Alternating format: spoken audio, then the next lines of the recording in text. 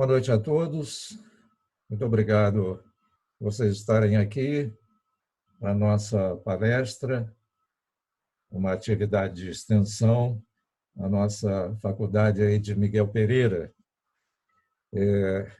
utilizando, né, essa ferramenta remota, mas necessária agora nesse momento de isolamento social.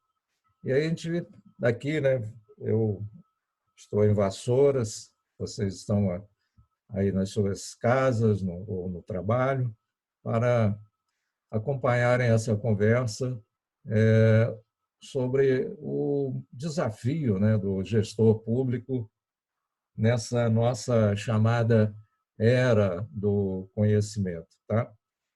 Então, vou conversando com vocês aqui, trazendo alguns conceitos e, ao final, se alguém quiser fazer alguma intervenção, alguma pergunta, tá? Eu vou abrir também para essa condição. Tá? A princípio, eu queria dizer que essa palestra, essa conversa, ela não foi pensada no sentido de formar gestores públicos para a era do conhecimento, porque isso, na verdade, iria necessitar de um tempo maior e provavelmente de um mini curso ou um curso específico com essas características. O que eu pretendo fazer no desenrolar dessa palestra é trazer algumas reflexões acerca, né, de como fazer a gestão pública nesse cenário que é um cenário que a gente chama agora da era do conhecimento. A gente vai definir o que é isso e quais são as características necessárias para o gestor público, né, nessa condição nova, né, uma dinâmica nova nas questões sociais, de relação do Estado com a sociedade, a relação do Estado com a iniciativa privada, enfim, fazer uma reflexão sobre isso e não necessariamente uma formação para vocês, mas algo que sirva de direcionamento, que seja a indicação de algumas coisas que nós precisamos ter nesse momento para trabalhar de uma forma diferente a gestão pública, se ajustando ao contexto atual. Então, é essa a pretensão da nossa conversa aqui e espero que, ao final da nossa conversa, nós possamos ter chegado a algumas conclusões realmente objetivas sobre esse assunto. Então, eu vou compartilhar a tela com vocês. Só me dá só um segundinho para fazer um ajuste aqui na tela, mas já vou lá fazer esse compartilhamento com vocês. Tá bom? Ok.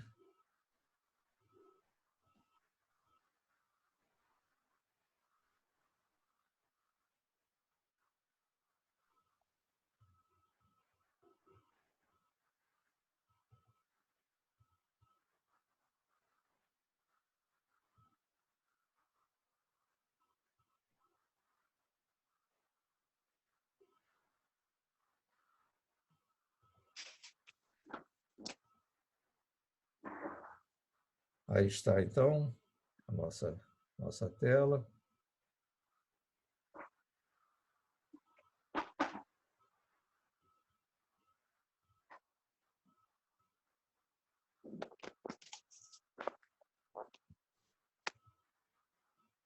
Muito bem. Então, o nosso tema é desafios do gestor público nessa era do conhecimento. Bom, então vamos primeiro definir, né, o que é essa era do conhecimento para a gente entender, então, o posicionamento do gestor público nesse contexto. Tá? Vamos pegar dois momentos, né, que mais próximos de nós, não vamos nem falar da evolução da sociedade ao longo do tempo, que demoraria uma, uma parte enorme aí da palestra. Vamos falar só da era industrial, que é a grande transformação no contexto econômico e social da humanidade. Então, a era da industrial, ela ocorre ali no final do século XVIII, né? Ganha o desenrolar no século XIX e muita força no século XX. Só que, para a gente chegar a essa era do conhecimento, a gente precisa entender que essa era industrial foi uma era extremamente focada na máquina. Tá? A máquina como protagonista de tudo e o homem, na verdade, como um ser secundário nessa história da era industrial. Tanto que as primeiras teorias administrativas que vieram a falar da relação das pessoas dentro das organizações, elas aconteceram a partir da década de 40. E nós caminhamos muito tempo nessa relação mais do homem com a máquina. Eu solicitaria a gentileza de quem entrou posteriormente que desative o microfone para não dar ruído de fundo. Tá? No início eu desativei de todos, mas às vezes as pessoas vão entrando e deixando o microfone ligado. Bom, então essa era industrial marcou isso, né? Um foco extremamente forte na máquina e o ser humano como, mesmo com as suas relações sociais dentro das organizações, num segundo plano.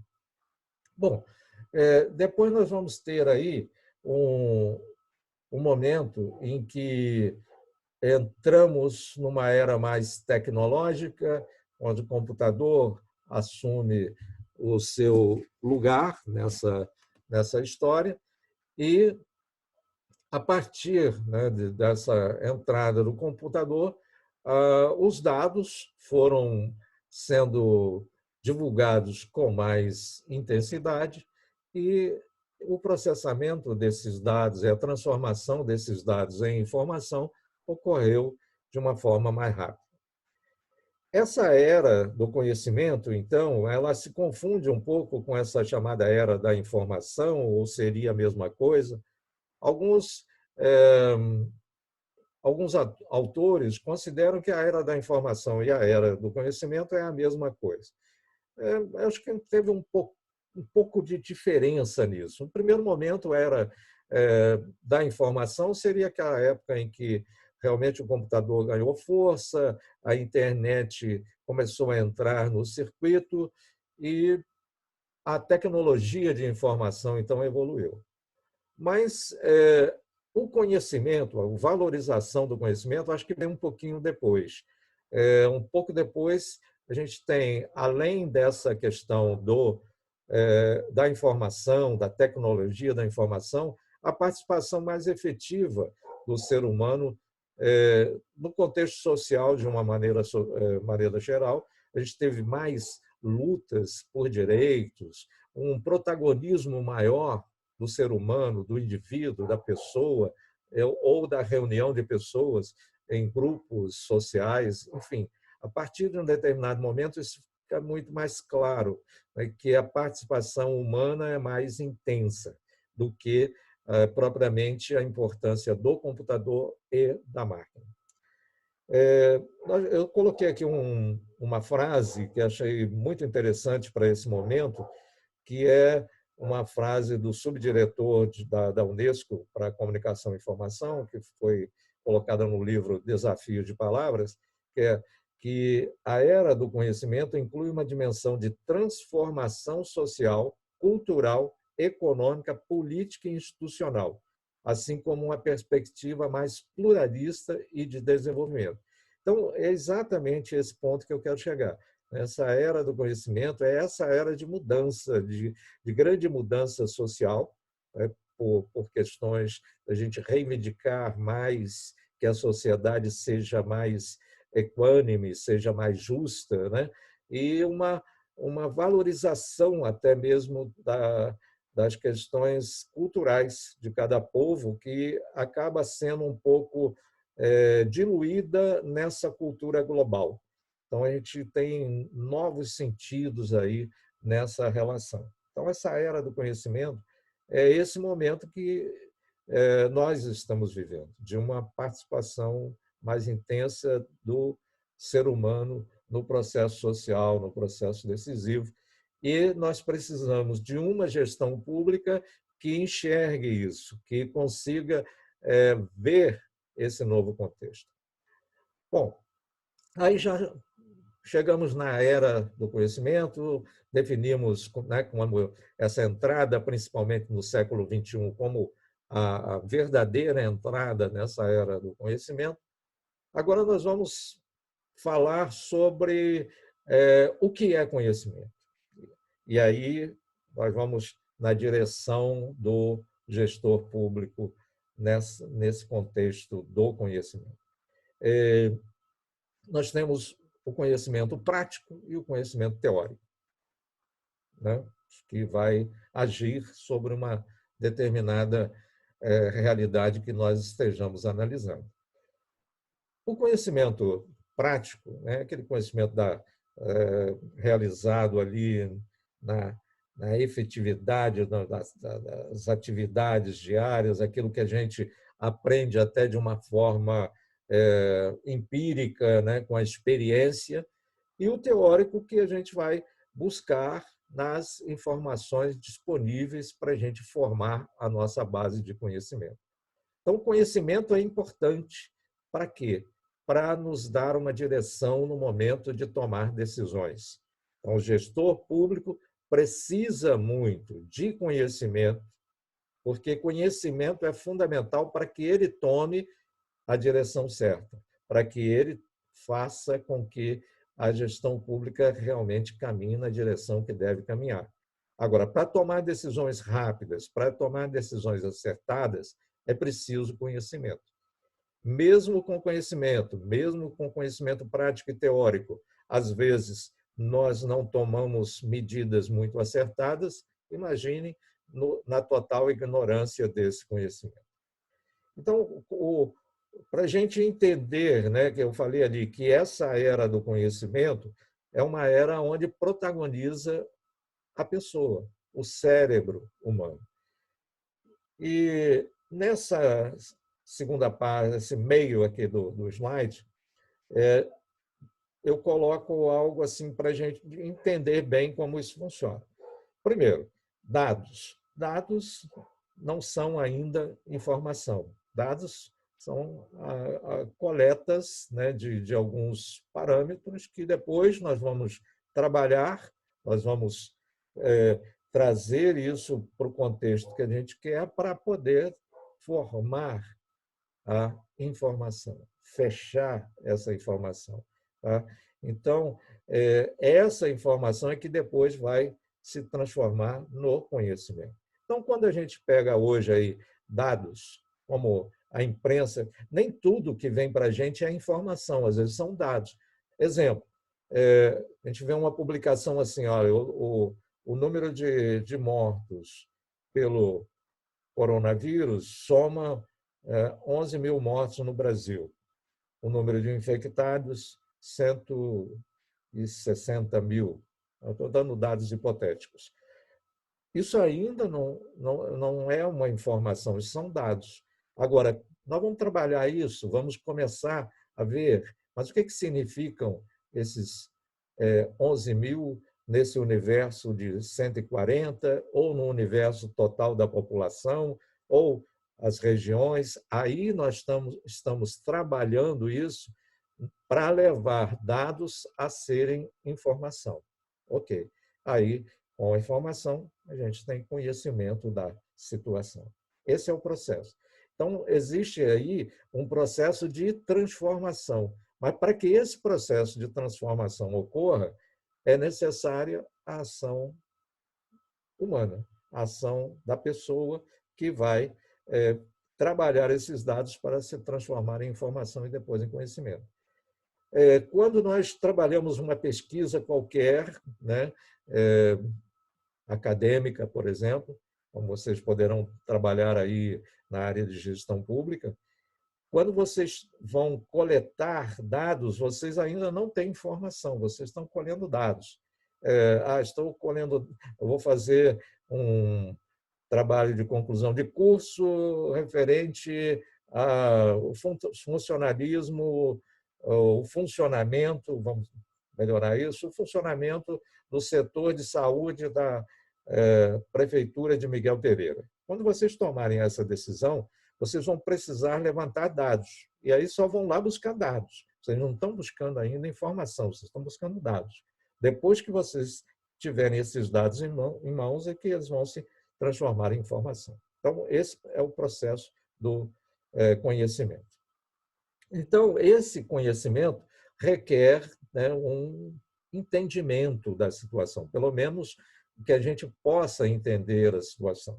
E quando vocês estiverem dentro de uma relação com o serviço público, é necessário que tenham esse nível de entendimento baseado na teoria, baseado na experiência, baseado no aprendizado informal com outras pessoas, para poderem tomar decisão. Então, esse é o ponto.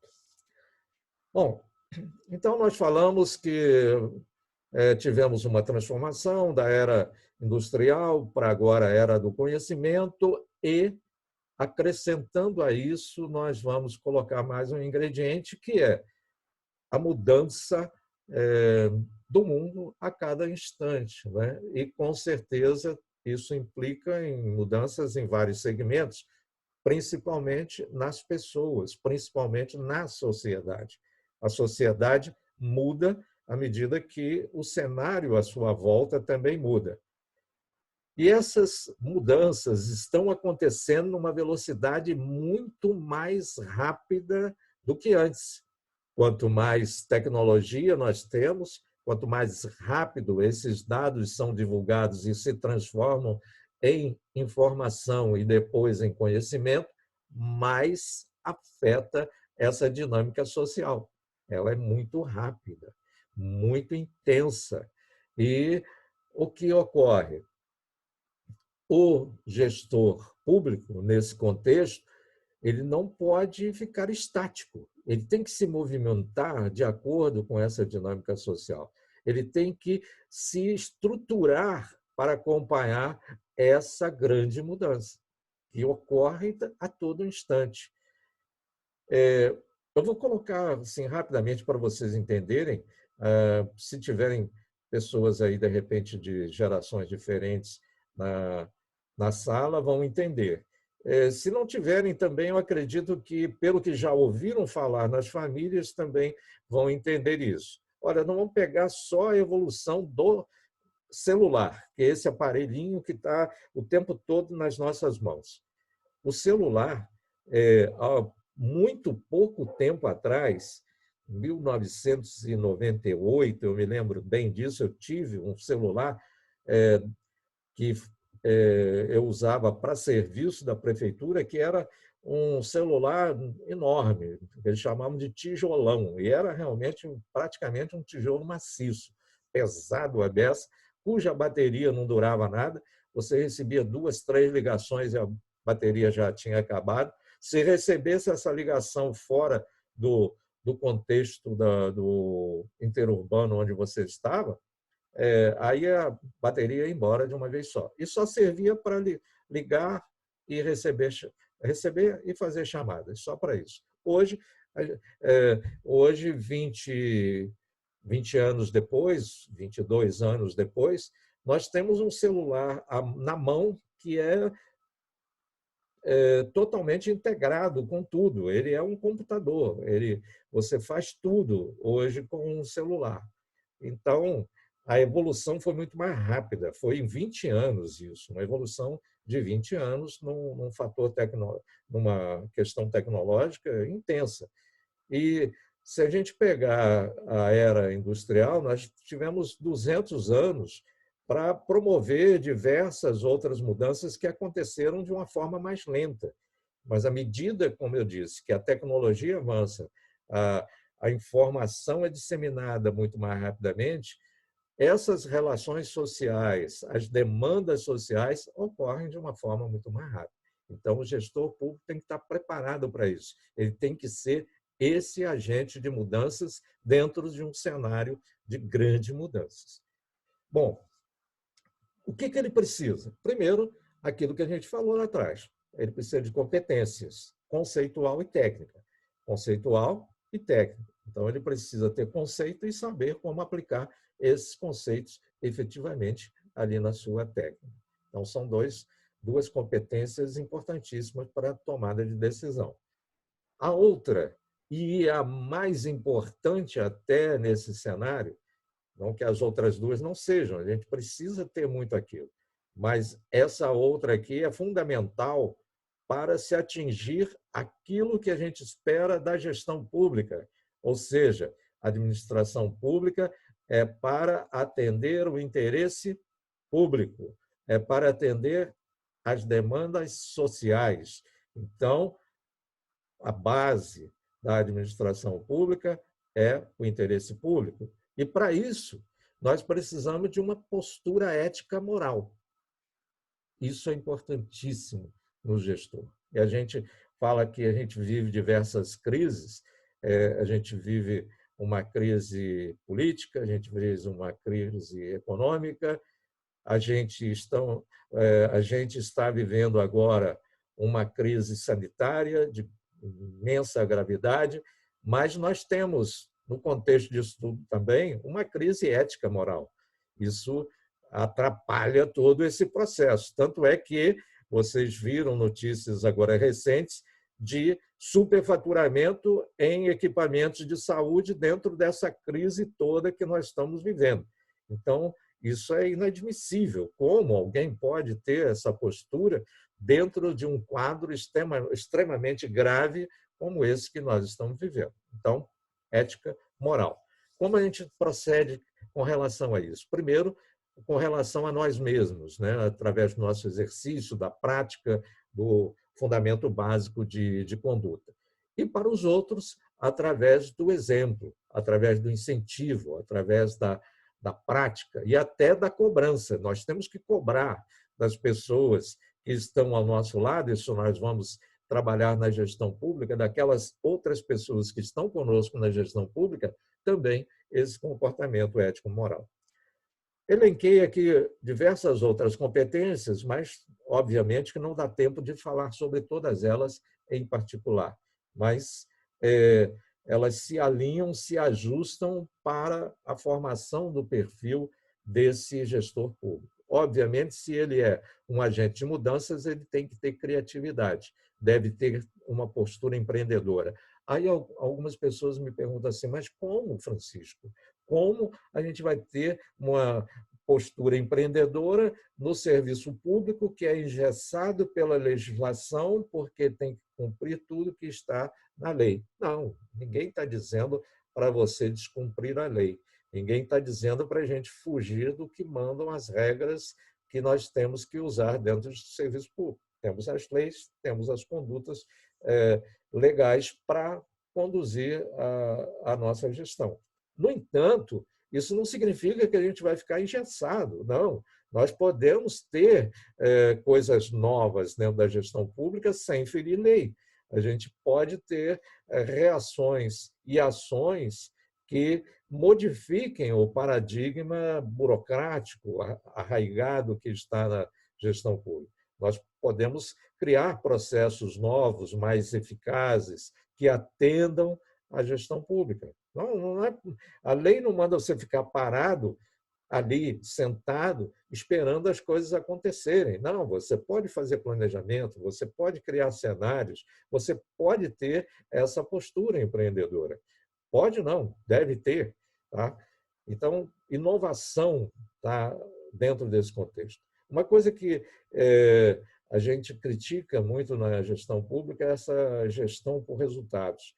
Muita coisa é implantada sem estipular exatamente aonde se quer chegar, qual o objetivo daquilo, quais são as metas, quais parâmetros nós vamos usar para medir os resultados. Então, a coisa fica muito solta, sem a gente saber se os resultados estão sendo atingidos. Então, nós temos que fazer essa gestão por resultados e gestão por competência. Então, vejam que tudo o que está aqui no contexto do que eu falei referente a esse slide leva na direção dessa mudança, leva na direção dessa quebra de paradigma do que é a administração pública no dia de hoje. Bom, e aí o que fazer nesse cenário que parece não ser tão promissor assim? Primeiro, a gente tem que quebrar paradigma, quebrar código. Não tem como superar os modelos tradicionais, burocráticos e autocráticos. A burocracia continua aí. Embora a gente fale em modelo gerencial, em gerencialismo, usemos essas palavras, mas a verdade é que ali no setor público está lá o burocrático, está lá o autocrático. Até porque, para alguns agentes políticos, é mais interessante manter esse clima burocrático do que um clima inovador, mais flexível, onde haja mais participação das pessoas nesse contexto. Vejam que os modelos, tradicionalmente, de organização dentro do setor público são modelos verticais, onde predomina a hierarquia dos cargos e a pouca comunicação entre setores. Nós teríamos que evoluir para uma estrutura horizontalizada, onde houvesse menos ênfase com relação à hierarquia e mais ênfase com relação à participação, à integração entre setores. A gente tem, às vezes, uma grande diferença, né?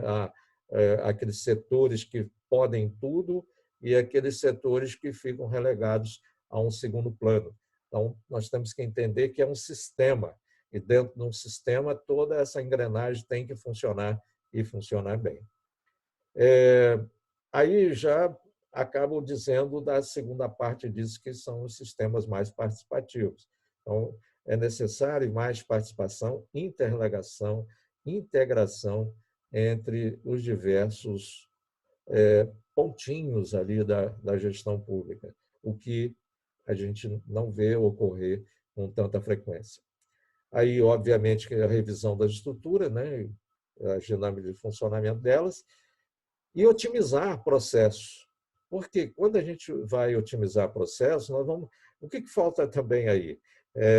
Muito daquilo que existe na iniciativa privada, pensar com relação à gestão pública, né? Processos ligados à qualidade, processos ligados a essa visão de liderança valorizando as pessoas.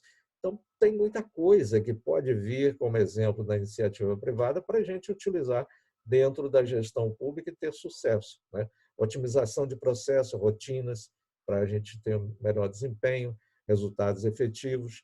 Então, o que significa isso? Na gestão pública hoje, a gente tem, às vezes, processos e rotinas que, quando você vai ver, para que serve isso? Onde está sendo utilizado isso?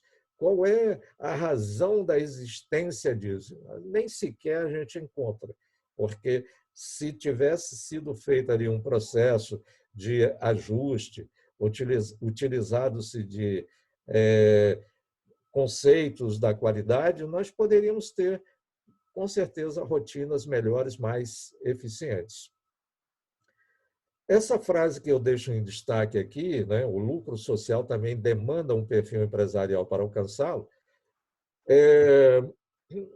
no seguinte sentido: vamos pensar, você está administrando uma organização privada. Qual é o objetivo da organização privada? Lucro financeiro. Para quê? Pegar esse lucro e distribuir com aqueles que são sócios dessa organização, aqueles que são acionistas dessa organização. Então, você vai usar os melhores processos possíveis para produzir com menos custo, para ter uma margem de lucro melhor. Você vai procurar otimizar tudo, né, que tem ali dentro para a obtenção desse melhor resultado. Vai se inserir, né, nessa organização vantagens competitivas, ou seja, vantagens sobre os demais concorrentes. Beleza, porque você é um gestor privado. Agora, vamos pensar na gestão pública. Ali a gente não está querendo lucro financeiro, não é necessário gerar lucro financeiro, mas é necessário que haja sustentabilidade financeira. É necessário que possamos usar o recurso público com eficácia, né? Aplicá-lo corretamente. Qual é o objetivo da gestão pública? É o lucro social, é levar para a sociedade o melhor serviço, é levar para a sociedade bens e serviços de uma forma igualitária para todos, que todos tenham acesso e para, de certa forma, pegar essa função do Estado, que é distribuir recursos da forma correta, né? Fazendo com que as desigualdades sociais sejam diminuídas. Então, é isso que faz parte, né, do objetivo da administração pública. O lucro, aí eu coloco entre aspas, o lucro social. E para atingir esse lucro social, aí é preciso ter esse perfil empresarial, sim.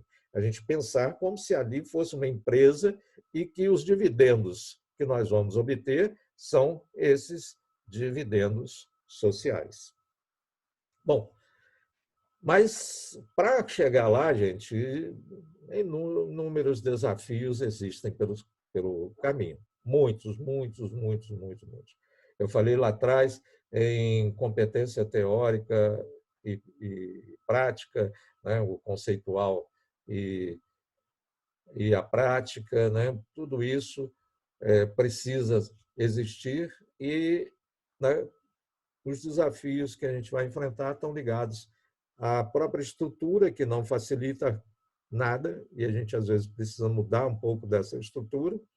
Instrumentação, nem sempre os instrumentos disponíveis são aqueles que vão conseguir fazer essa mudança de processo e rotinas. A gente vê, com relação a essa instrumentação, às vezes uma visão errada em muitos lugares. Vamos colocar computador aqui em tudo. Mas tá, o computador não funciona sozinho. Ele precisa de pessoas que sejam treinadas para utilizá-lo e sistemas dentro dele, né? A parte de software que precisa funcionar bem. E o que a gente observa em muitos lugares, coloca-se computador, coloca-se no sistema, mas não há integração. Não procura ver aqueles dados que são trabalhados ali, que depois viram informação, e essa informação deve ir para onde? Nem sempre é disseminada pelos outros setores. Existem lugares onde existem sistemas implantados que não conversam um com o outro. E aí as informações solicitadas são dadas à mão, né? Escritas ali à caneta ou digitadas no computador para passar para outra pessoa. Poxa vida, será que os sistemas não podem conversar entre si e fazer essa informação? Então, precisa um pouquinho mais desses insights aí. Outro desafio importante, vencer a barreira da vontade política. Nem sempre há vontade política para promover essas mudanças, para promover essas novas situações. Então, para que nós possamos chegar lá, mais adiante aí a gente vai ter algo para falar sobre isso. Mas, olha, tem alguém riscando, brincando aí, riscando a tela. Vamos lá. Um enorme desafio, vencer a barreira da vontade política, né? O que a gente tem aí? A gente vai se deparar com ocupantes de cargos, inclusive no primeiro escalão, sem conhecimento conceitual e técnico. Você chega lá super preparado para fazer todas as mudanças e tal, e não tem vontade política suficiente para isso, e também se depara com pessoas que não estão preparadas para os cargos. Nós temos duas situações aí. Uma, a das indicações políticas, que quase sempre não procuram ver as competências conceituais e técnicas para as pessoas assumirem determinados cargos. Então, começa por aí, a indicação política para alguns cargos. Quando você bate na outra parte, que são os funcionários efetivos, nós percebemos também que não existe uma política de gestão de pessoas dentro das organizações públicas a ponto de valorizar os talentos que ele tem e potencializar os talentos que ele tem. Ou seja, não incentivam, né, a esses talentos a desenvolverem mais as suas competências, não valorizam as pessoas. A gente começa logo no início, né, quando você tem um concurso público e entram as pessoas para lá, para o órgão público.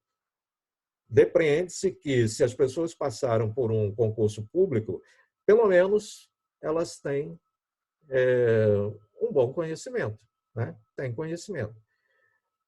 Bom, mas isso não significa que vão se transformar em bons servidores públicos, que vão desenvolver competências técnicas e teóricas lá dentro.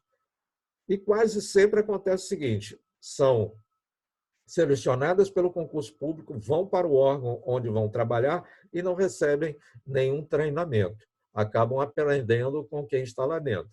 E aí, depois, vão replicando vícios que aprendem com as pessoas que acabaram ensinando para elas essas condições. Então, vão ser servidores, às vezes, tão ruins quanto a pessoa que ensinou, ou às vezes até pior.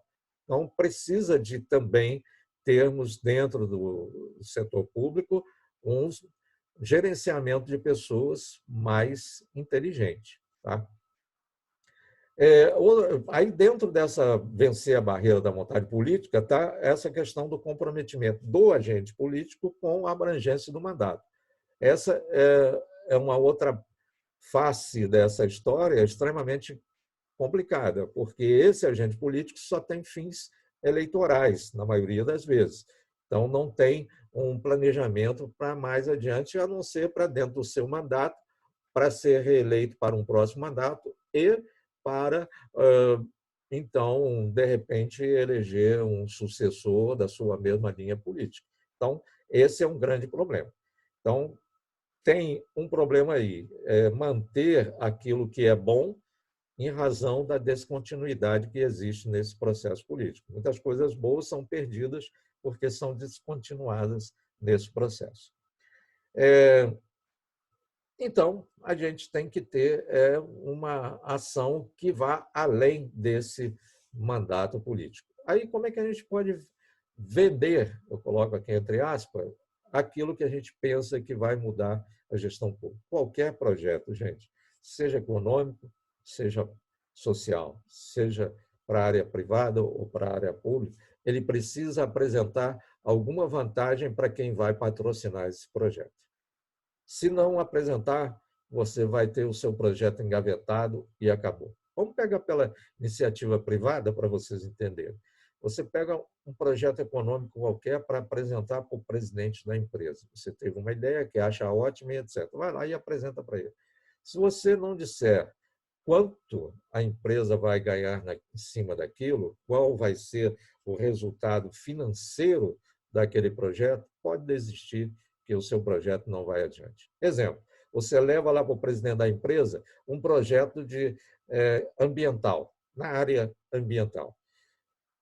O que ocorre? Ele vai olhar para o projeto e vai, mas por que eu vou fazer algo nessa área ambiental? Se você não disser para ele que ele pode colher frutos da imagem da empresa, que a imagem da empresa vai melhorar junto aos consumidores, vai melhorar frente à sociedade de uma maneira geral, e ele poderá utilizar aquela imagem de quem é sócio e ambientalmente correto, isso vai trazer essa posição social e ambiental correta, vai trazer para ele essa condição de melhorar sua imagem, com isso obter lucro, né, ter mais pessoas que admirem a organização e comecem a utilizar-se dos produtos daquela organização. Se você não vender essa coisa, não adianta, porque não vai dar resultado.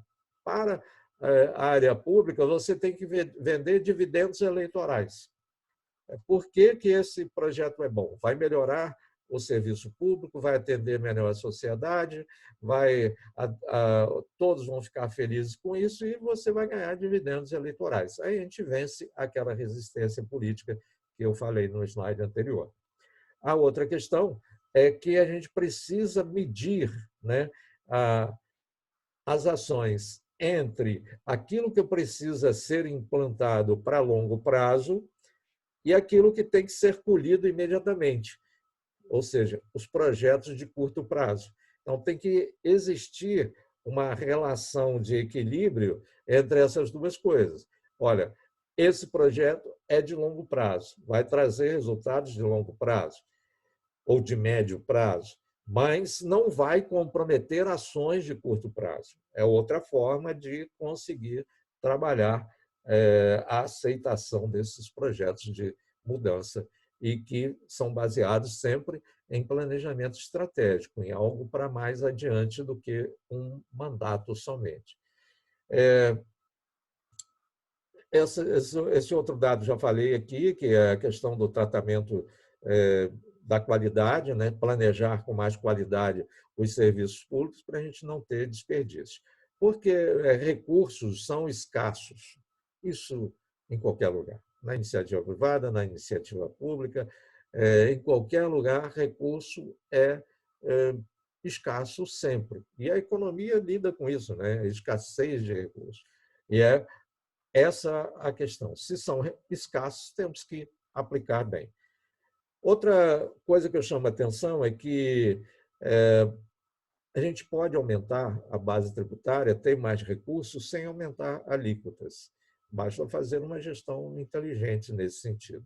Aí, não, espera aí, vão aumentar o recolhimento de tributos sem aumentar a alíquota? Pode sim, tem como. É fazer girar a economia, né? É o ganho de escala, é fazer com que a economia gire mais e, dessa forma, se arrecade mais. No aspecto local, estou falando só no aspecto local, não estou falando em esfera estadual, nacional, não. Poderia até ser, mas estou falando na esfera local. Você pode melhorar isso, porque tributos gerados dentro do município vão para a federação ou vão para o estado, mas vão retornar para o município. E existem os impostos locais, né, que também vão aumentar aí essa base tributária do município. Então, como arrecadar mais sem promover aumento de alíquotas? Você tem que mexer com a economia. Uma das ações possíveis são os arranjos produtivos locais, chamados APLs, onde você faz pessoas se enxergarem dentro da economia local.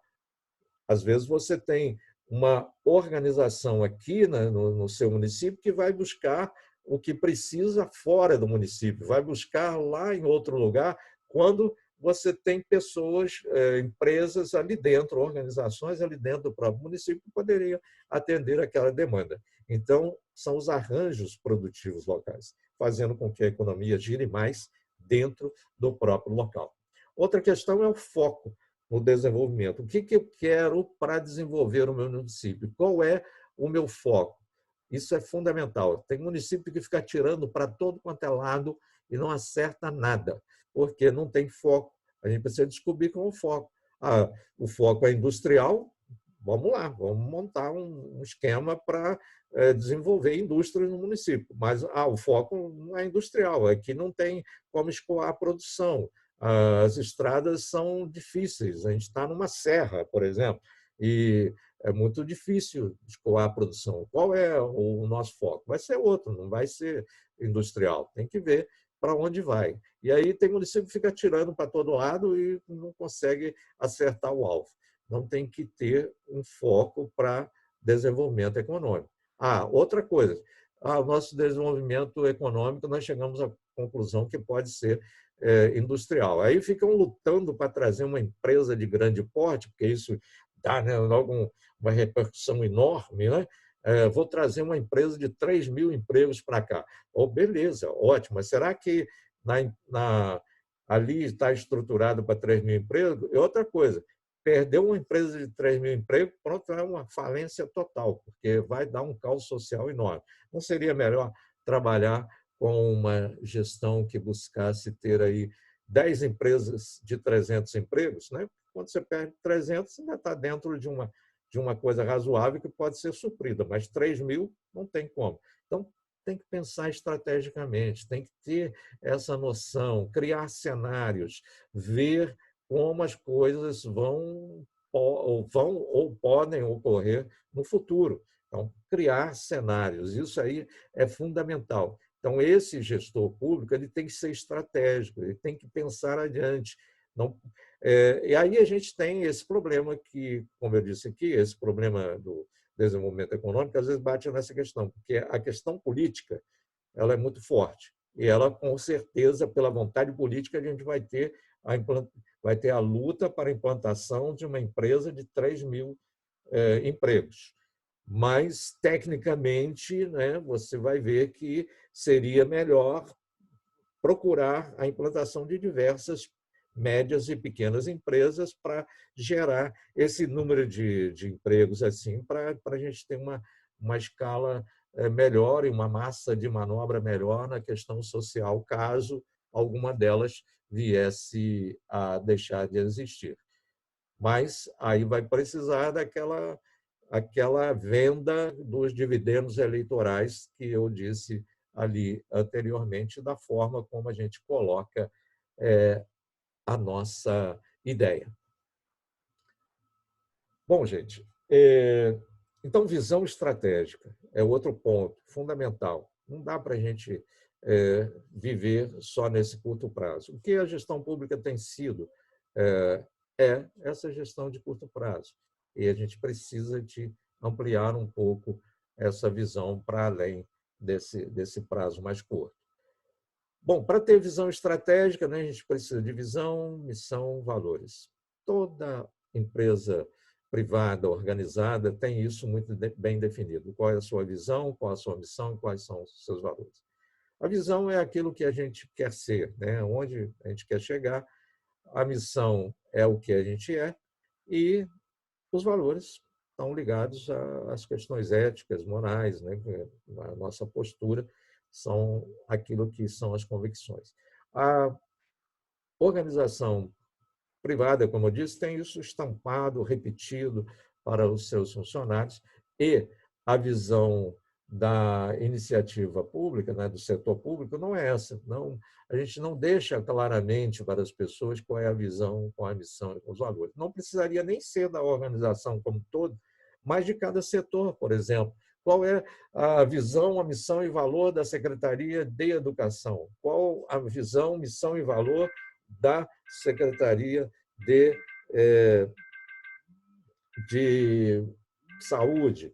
Dentro desse contexto, nós teríamos, então, como estabelecer essas diretrizes estratégicas. Bom, eu dei uma acelerada aqui porque eu senti que o assunto é longo, tá? E a gente tem muita coisa que falar. Como eu disse, não seria e nem é a intenção a formação de gestores públicos, mas algumas reflexões que temos que fazer acerca de como devemos ser como gestores públicos ou nos aproximarmos do máximo para sermos bons gestores públicos. E vamos, então, para as habilidades e competências. Algumas são essenciais. A gente tem que conhecer da máquina pública, a gente tem que conhecer do aspecto jurídico, porque as leis, né, são obrigatórias de serem seguidas na gestão pública. Se não as conhecemos por inteiro, e não é nossa obrigação, porque não somos profissionais do direito, nós temos que trazer as pessoas que conhecem, que sabem e que possam nos informar a respeito para a gente tomar as decisões mais acertadas dentro desse princípio da motivação e da legalidade. E a capacidade de promover o envolvimento da sociedade. Isso é um outro desafio extremamente importante, porque, às vezes, o setor político não quer muito isso, não quer a aproximação da sociedade por achar que a aproximação da sociedade é algo que prejudique a sua gestão. E muito pelo contrário, a proximidade da sociedade é importantíssimo para trazer soluções para a gente. O que nós vamos realizar com mais eficácia depende desse entendimento que nós façamos da sociedade, essa leitura social que nós vamos fazer. Tá? Então, essa capacidade de promover o envolvimento da sociedade para a gente poder tirar disso o máximo para a nossa gestão. A outra questão, sensibilidade, percepção e empatia. Isso aqui é algo muito além daquela questão conceitual e técnica. Não basta isso ao gestor público, porque o gestor público lida com sociedade, com pessoas. Essas pessoas têm sonhos, essas pessoas têm perspectivas e elas querem que esses sonhos sejam alcançados, que suas perspectivas se concretizem. Então, gente, preciso mais que condição conceitual e técnica. Nós precisamos ter valores humanos muito fortes e que estão ligados a isso, sensibilidade, percepção, empatia. Nós precisamos sentir o que as outras pessoas sentem, precisamos nos colocar lá no lugar do outro para que a gente possa atender da forma mais correta, mais adequada às demandas sociais. Se nós não entendemos a sociedade, não entendemos qual a dinâmica ocorre na nossa comunidade, na nossa sociedade, como nós vamos agir? Qual vai ser a nossa direção se nós não sabemos o que a sociedade quer, se não damos oportunidade da sociedade se manifestar? Então, pelo contrário, alguns políticos preferem essa distância, preferem trazer as coisas do jeito que eles querem, imaginando esse dividendo político da forma que traçaram. Mas será que não teriam muito mais a ganhar nos seus dividendos políticos que não fosse trabalhando com a sociedade? Será que trabalhando com a sociedade isso não seria mais potencializado? Então, precisa muito disso. Então, esse gestor público atual, ele não só precisa de conhecimento técnico, ele precisa de desenvolver valores humanos que o aproxime das pessoas. Bom, concluindo aqui algumas questões, é o seguinte: a dinâmica social ela vai acontecer de cada vez de uma forma mais veloz. Por isso, aos gestores públicos cabe seguir com muito mais velocidade nas suas tomadas de decisões e estarem preparados para essas mudanças e realizarem uma leitura muito rápida da situação, criar cenários lá adiante e trabalhar dessa forma. Tá? Eu coloquei essa frase: pare o mundo que eu quero descer. Não dá, gente. A gente não vai conseguir parar para a gente ajustar. A gente vai ajustar com as coisas funcionando. Então, nós temos que ter ações rápidas, de curto prazo, bem decididas, e temos que pensar na manutenção futura. É como se a gente estivesse num trem, consertando esse trem andando e depois pensando já em como faremos as próximas manutenções quando ele parar. Então, é desse jeito. Não dá para parar o mundo, não dá para a gente descer, o mundo vai continuar rápido com a dinâmica social ágil, veloz, e a gente tem que estar lá, certo? Outra questão, nós temos que planejar as nossas ações locais vendo isso, que os fatores globais interferem no nosso quintal. O que o vizinho faz pode interferir no nosso quintal. Então, vamos pensar nisso. Vamos começar a planejar as nossas ações com esses fatores globais sendo analisados também. Vemos agora essa pandemia. Ela começa num local, lá na China, se espalha pelo mundo, e aí interferiu no quintal de todo mundo. né, com um fator global que chegou a cada município brasileiro. Então, o que significa também para esse gestor público? Agir proativamente, proatividade, em lugar de reatividade. Essa gestão pública que apaga incêndio, que é pontual, que age em cima do problema agora, não dá mais para ser dessa forma, ou somente dessa forma. Nós vamos continuar tendo os problemas pontuais, os problemas que nós vamos ter que reagir a eles no dia a dia, mas é necessário que trabalhemos proativamente para os problemas mais adiante. Então, as ações, como elas devem ser consistentes e sustentáveis e de longo prazo. A ação não pode ser uma ação que termina e não deixou nada adiante, que não se sustente, que não traga algum legado que vá proporcionar ações melhores mais adiante. Tá? E outra coisa, é necessário hoje que a gestão pública se integre com o terceiro setor, com a sociedade, com a iniciativa privada. Aquela dicotomia, o Estado é uma coisa, a iniciativa privada, o terceiro setor e a sociedade são outras coisas, não existe mais. A gente precisa juntar isso aí, porque qual é o nosso objetivo? É o interesse público.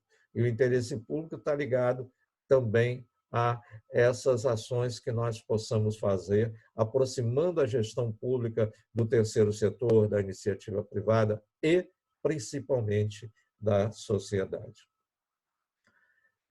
Então, como é que deve ser esse gestor público? Tá?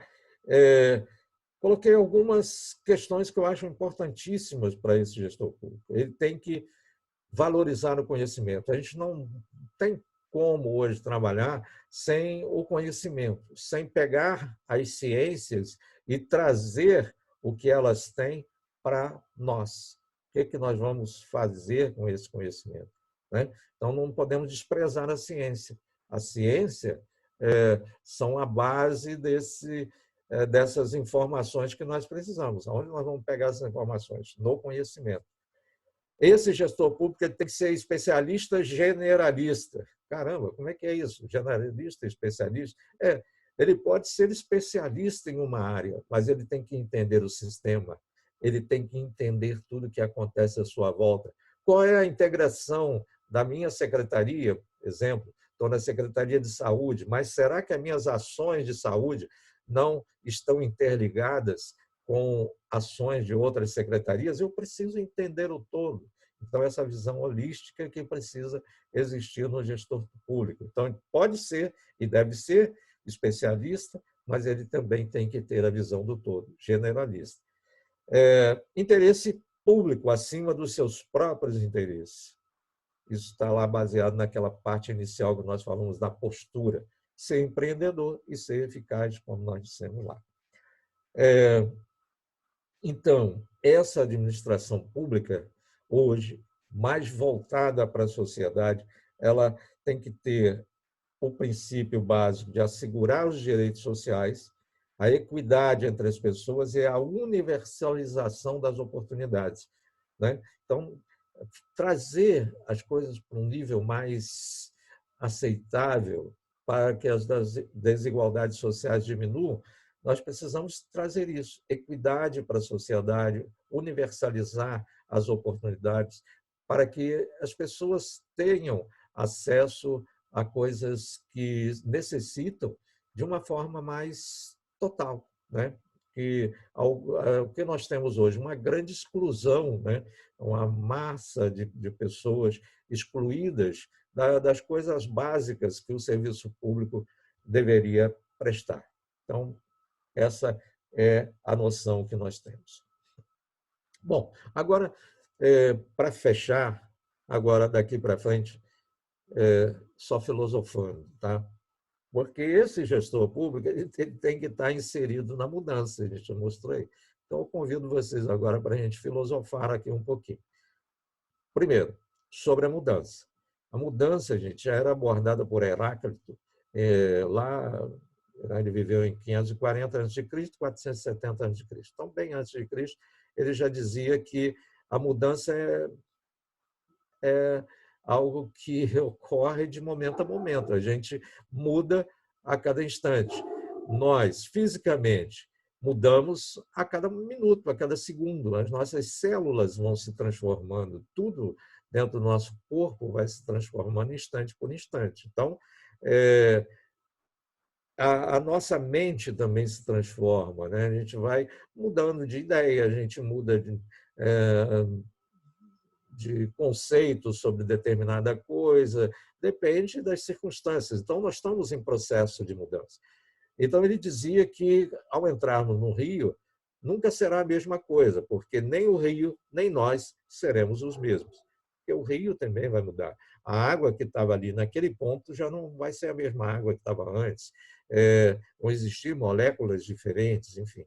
Então, na verdade, é essa. Nós estamos em processo de mudança e nós temos que ter consciência disso e entender que essas mudanças ocorrem cada vez mais rápido e nós temos que aceitá-las e nos preparar para isso.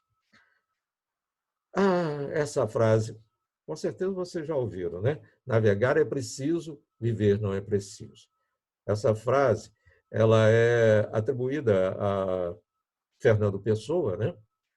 A Fernando Pessoa, mas a origem, na verdade, dessa frase é de um general romano, né? Pompeu, que disse isso para os seus marinheiros que estavam com medo de viajar na tempestade durante a guerra.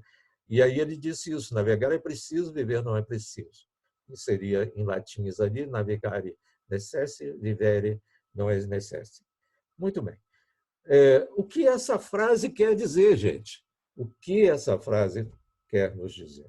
Tem várias interpretações, porque a gente, quando olha com uma frase como essa, dependendo das circunstâncias que estejamos vivendo, a gente vai interpretar de uma maneira.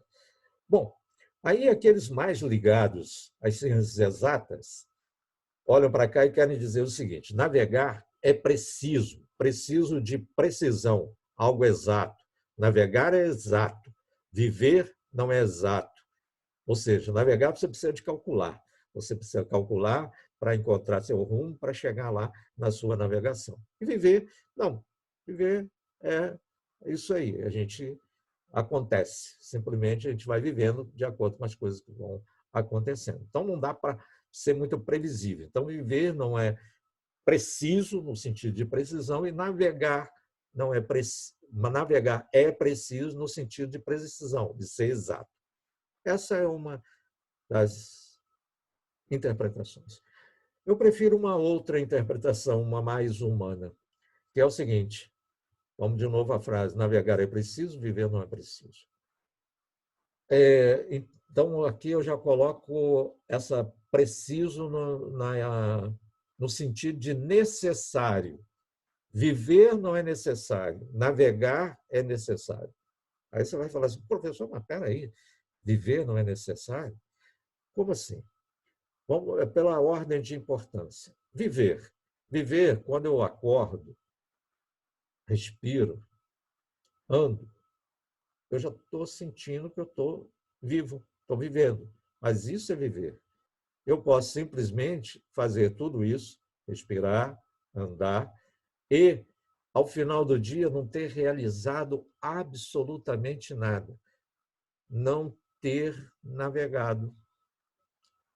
Ou seja, eu tive um dia sem sentido, um dia sem importância. Navegar é diferente. Navegar é essa coisa mais do ir além. Eu quero ir além de respirar. Eu quero ir além de caminhar. Eu quero acordar, quero respirar, quero navegar na vida. Eu quero transformar a minha vida em algo melhor. A cada dia eu posso fazer algo que me faça feliz e faça feliz outras pessoas. Eu posso, a cada dia, sofrer um processo de mudança para melhor. Isso é navegar. Eu quero navegar dentro da vida. Quero viajar dentro da vida. Seja até viajar na maionese, não importa. Eu quero é essa nova versão de vida. Não é simplesmente acordar, respirar e estou vivendo. Não. Isso posso terminar o dia numa tremenda frustração. Eu tenho que acordar e com essa vontade de navegar, com essa vontade de seguir adiante dentro dessa vida com o melhor que ela pode me dar. Porque ela é importante, porque as pessoas que estão à minha volta são importantes, porque a natureza é importante, porque cada coisa tem a sua importância naquele momento para a gente. Então, isso é navegar, é ir muito além do que respirar. Prefiro entender isso. E é assim que a gente deve encarar tudo que a gente faz. Quando você encarar ser gestor público com essa filosofia de que você pode ir além, que você pode navegar dentro disso, você vai se sentir melhor. Quando você encarar qualquer situação na sua vida, com essa ideia de que tudo pode ser melhor, que você pode navegar, que a vida não é somente respirar, tenho certeza que você vai conseguir muito mais. Para fechar, a última frase que eu deixo aqui para vocês é essa, tá? Essa frase é desse autor aí, ó, o FC, não, Martins FC, que por coincidência sou eu mesmo. E diz o seguinte: sem sonhar não se vive. O sonho é o espaço livre para a dança da alma. Então, não dá para ficar sem sonhar. E até nas coisas mais práticas, como um gestor público, como um gestor de qualquer organização, a gente tem que sonhar que nós podemos fazer melhor. E aí deixar que livremente, né, ocorra essa nossa dança da alma. E aí, fechei, tá? A nossa palestra de hoje, tá bom? Legal, estamos aí com os nossos queridos participantes. Alguns já colocaram a carinha aqui para eu ver, que bom. Alguma pergunta, alguma colocação que vocês queiram fazer, fiquem à vontade. Temos ainda tempo para isso, suficiente. Ô, professor, Oi, Mônica, tudo Mônica. bem? Oi, Mônica, tudo bem?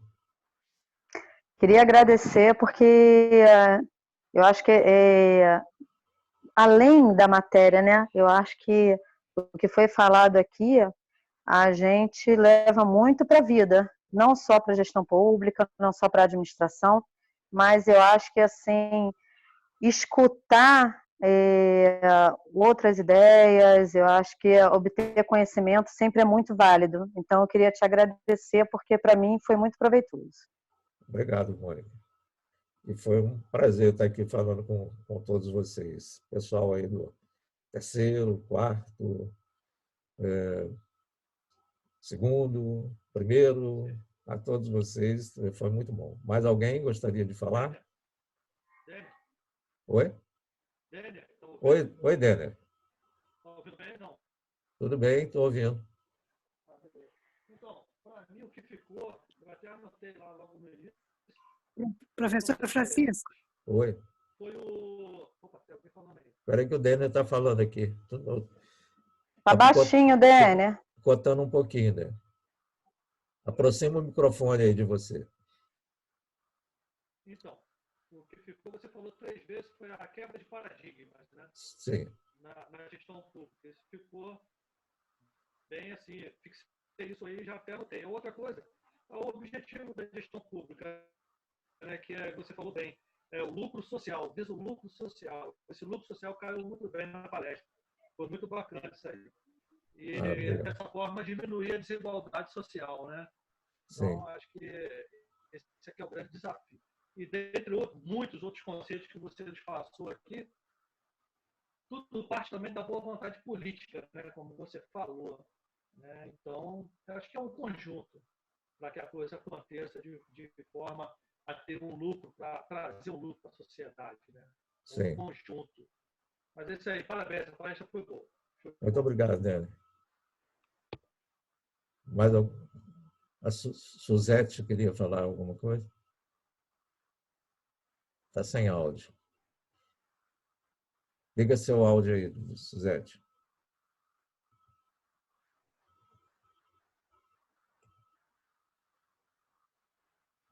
Suzete, está sem áudio aí. Que nos dias da sua aula aí eu sou em áudio? Não deu para ouvir, não. Alguém mais gostaria de fazer alguma Não deu colocação? para. Não tá entrando na minha voz, não, né? Agora foi. Pode falar. Professor, tá. Então, assim, ó, esse curso eu imaginava uma coisa dele, achava que era meio parado, mas eu estou assim, simplesmente amando fazer gestão pública. Cada Que coisa ótimo. que eu estou aprendendo da sua aula hoje, então, isso aí tudo é muito dinâmico, tem muita vida nesse curso, e nessa sua disciplina aí também, né?